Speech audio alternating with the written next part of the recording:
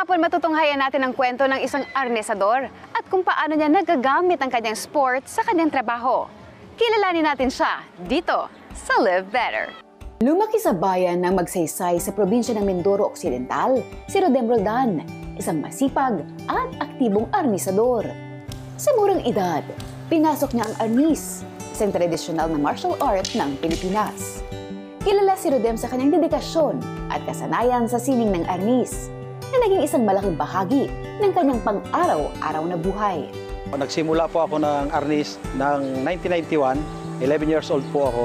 Nagsimula ako sa aking mga tiyuhin, not sports, kasi ang pinag-aralan ko is cultural arnis po, yung more on self-defense. So napapunta po ako ng Cavite ng 2007. So na-meet ko po si Grandmaster Rene Tongson ng Abanico Tres Puntas. Doon ako nagsimula na mag-aral ng system ng Abanico Tres Puntas. Then nagsimula ako na pagtuturo ng sports kami ni La Ate Mayet 2008. Tapos 2008, napatigil ako, balik na naman ako sa cultural arnis kasi nagtuturo pa ako ng mga foreigner. Continue po yung ganun, puro foreigner, turo. Pag may dumating sa Pilipinas na foreigner, ako pinagtuturo ni GM Rene Tongson.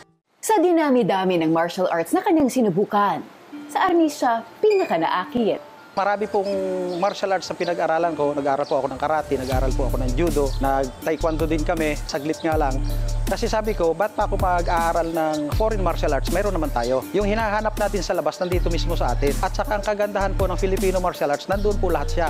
May weapon ka or wala kang weapon, pwede pong magamit yung system mo. Kasi pag taekwondo, paano kung may pamalo yung kalaban mo, hindi mo magagamit yung sipa. Pag may kutsilyo ang kalaban mo, hindi mo magagamit ang sipa. Samantalang sa Filipino martial arts, meron po tayong 4 na subsystem na kung saan may weapon po tayo, yung tinatawag na sticks combat, may tinatawag po tayong blade system, may tinatawag tayong mano-imano, at may tinatawag tayong dumog. Yung dumog po, salitang Bisaya na ibig sabihin po ay pambuno or wrestling, kumbaga, wrestle na tawag sa atin sa English.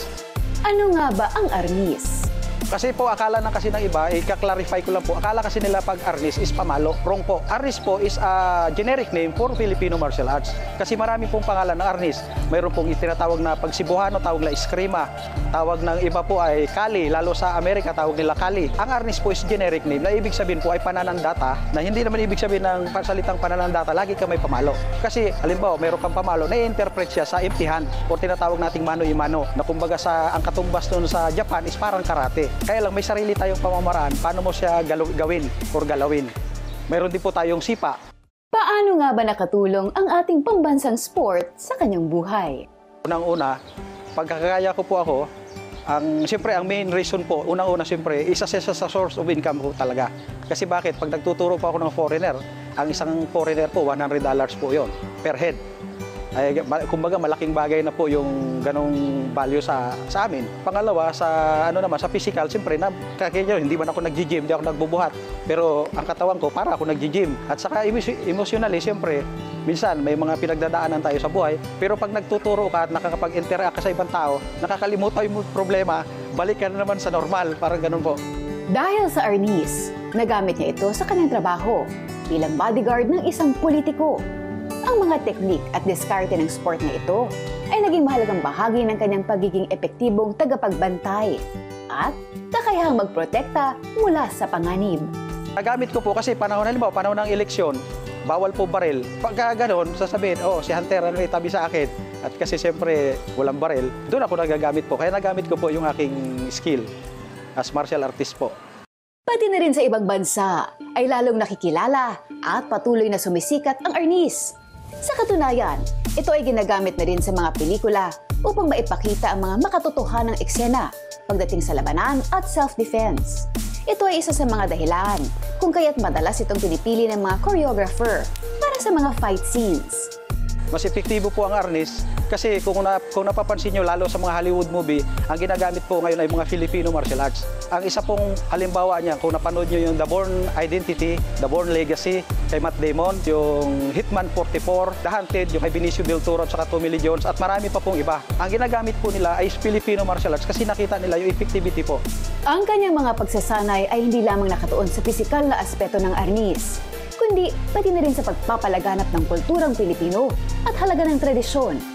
Ayon kay Rodem, Ang tradisyonal na sining na ito ang ginamit ng ating mga ninuno bilang paraan ng depensa laban sa mga mananakop.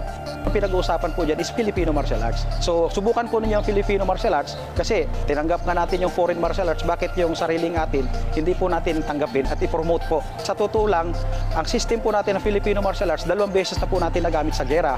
Ano ang isang katunayan po? Noong panahon po ng Kastila, yan po ang ginamit natin, itak. At noong panahon po ng Second World War, ng ikalawang digmaang pandaigdig, ginamit din po natin. Yun po yung ating ginamit na pamamaraan para tayo ay makalaya sa mga mananakop. Siguro, Rodem Roldan, ay patunay na sa pamamagitan ng dedikasyon at pagmamahal sa sining ng arnis, ay maaaring magtagumpay at magbigay inspirasyon sa iba. Sa pamamagitan ng ating pambansang sport, natutunan niya ang kahalagahan ng disiplina, determinasyon at respeto. Ito rin ang naging daan sa pagpapabuti at pag-unlad sa iba't ibang aspeto ng kanyang buhay. Ang kanyang kwento ay isang inspirasyon at magandang halimbawa ng pagyakap at pagpapalaganap ng kulturang Pilipino sa kabila ng mga hamon ng makabagong panahon. At dyan na nagtatapos ang ating episode ngayong hapon. My name is Meg Siozon, encouraging everyone to live better.